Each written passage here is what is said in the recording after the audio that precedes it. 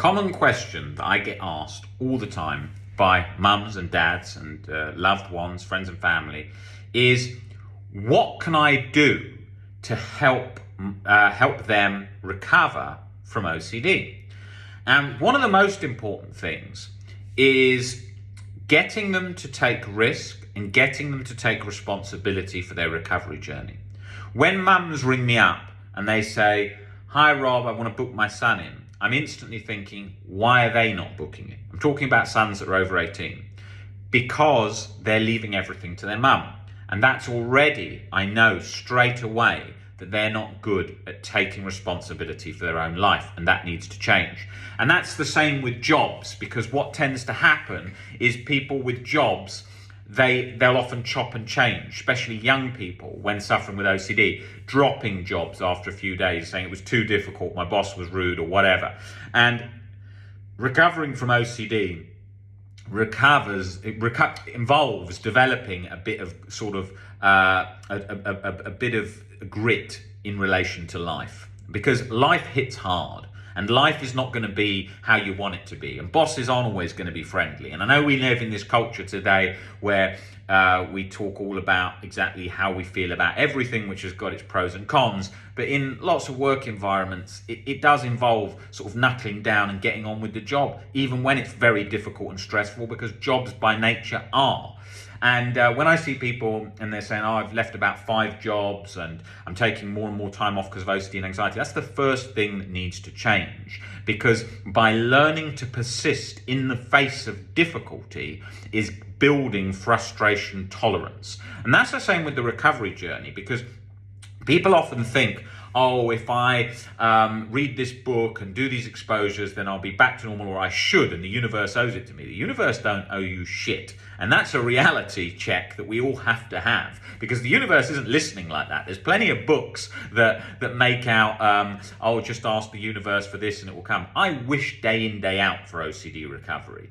It didn't come that way. It came through hard work and perseverance and dedication to making that change, because I didn't want to stay stuck and I didn't want to suffer with OCD any longer. So when you make those changes, change happens. But that requires hard work and persistence. And you always see it. And I always see those great recovery journeys from people who do that. And I see those journeys where I get the same messages from people who say, "I don't know what to do. I'm working so hard, but nothing's improving. Nobody understands. This is so difficult. Why do I even bother?"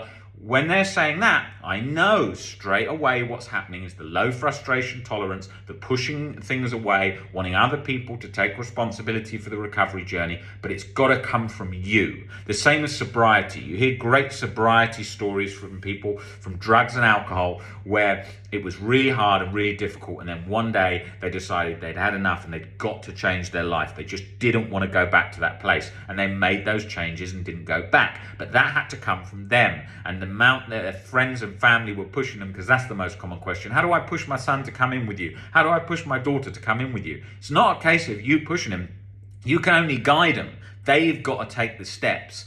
And what you can do is help them with things like structure, getting in and out of bed each day, sort of saying, like, you can't be staying up all night, you've got to do your chores around the house. Sitting on an Xbox all day long is not helpful, can't be doing that. I see parents buying computer games after computer games and saying, "Oh yeah, he just likes it to chill out because it's the only thing that gives him pleasure." That's not a good structure at all.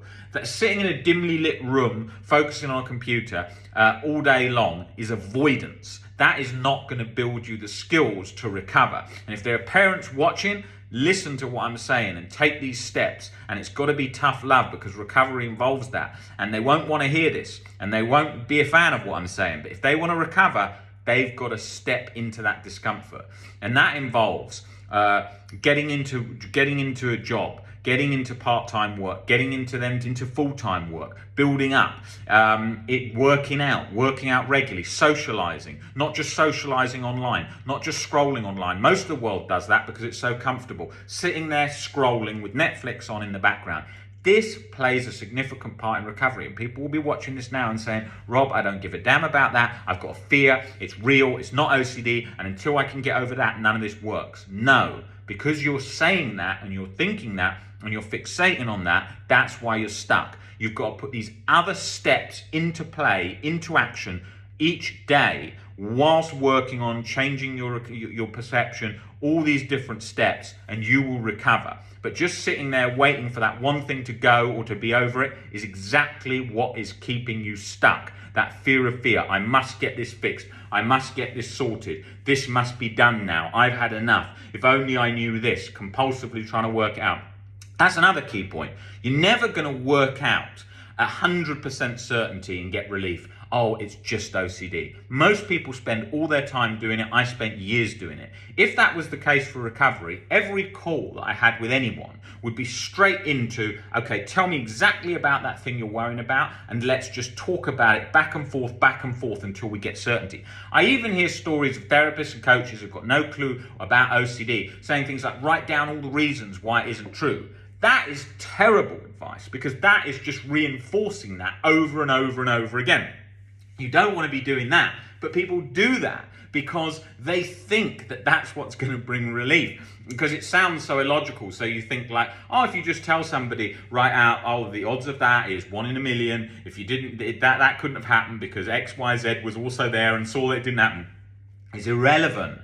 Because OCD looks for those uncertainty and looks for those gaps in everything. People come in, for example, I had a girl come in a couple of years ago. She said to me she was walking down the street and she wondered if she was pregnant because she saw a used condom on the street. Well, that's how irrational OCD is. She was utterly convinced she was, right? One, she was a virgin. Two, all she'd seen was a condom on the street. But in her mind, because of how OCD reacts and causes that fire alarm signal, she was utterly convinced that it was real and that she had done that, and she couldn't see it any other way. What would have happened if I'd written out that list with her? She would have just felt even more stuck, because when you try and pull back against it in that direction, it pulls back the other way. So you've got to work instead on getting comfortable with uncertainty, changing relationship of fear, and primarily learning to see why, even if she was pregnant, it wouldn't be the end of the world, and why she could still accept herself even if other people rejected her, and how all the other factors that intertwine with that. And that's key to recovery. The most important thing is the deeper level of acceptance.